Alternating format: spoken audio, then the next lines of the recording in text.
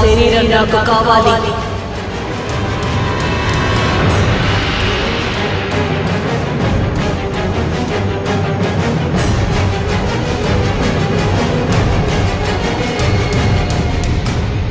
ఇప్పటిదాకా నీకు సహాయం చేసిన రాధ ఇప్పటి నుండి నీ గతాన్నంతా మర్చిపోతుంది. స్పృహలోకి రాగానే నీ గురించి ఏమీ తెలియందాన్లా ఉంటుంది.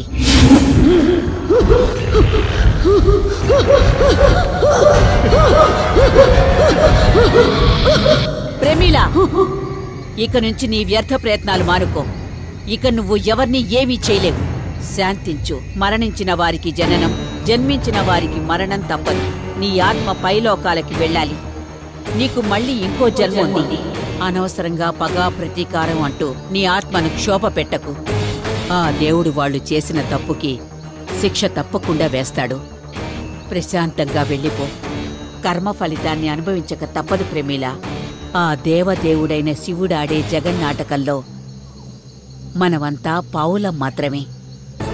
మన ధర్మాన్ని మనం నిర్వర్తించాలే తప్ప పగ ప్రతీకారం అంటూ మనకి మనమే ద్రోహం చేసుకోకూడదు.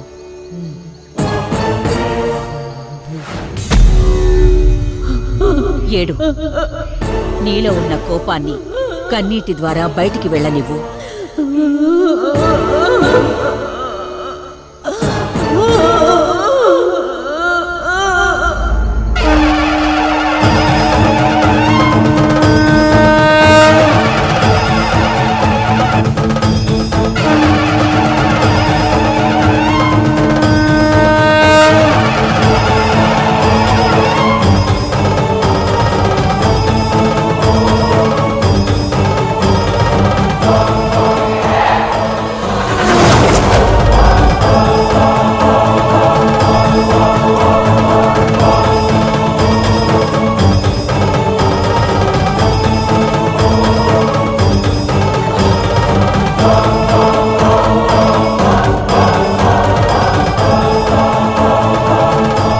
ఇప్పుడు నీ రాధకి ఏ భయం లేదు.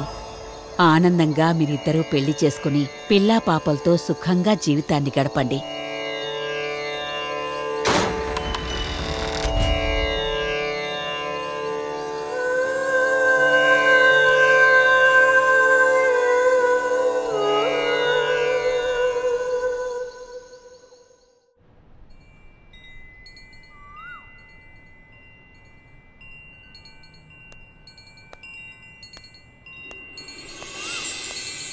రాధా,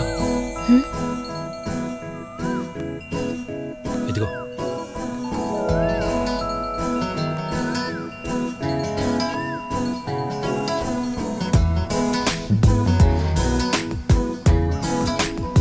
మీ నాన్నగారికి ఇచ్చిన మాట నిలబెట్టుకున్నాను. ఏంటి? ఏం లేదు, నిన్ను బాగా చూసుకుంటానన్నానుగా, అదే గుర్తొచ్చింది.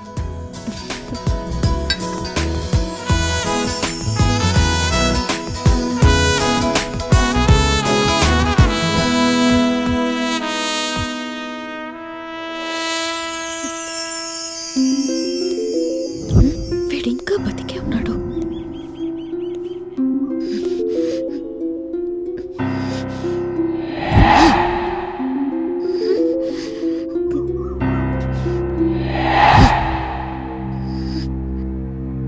ప్రమీలా, ఎక్కడికి వెళ్ళావా? నీ పగ తీరకుండానే వెళ్ళిపోయావా? ఇప్పుడు నీ పగ చల్లారైతే ఎలాగే?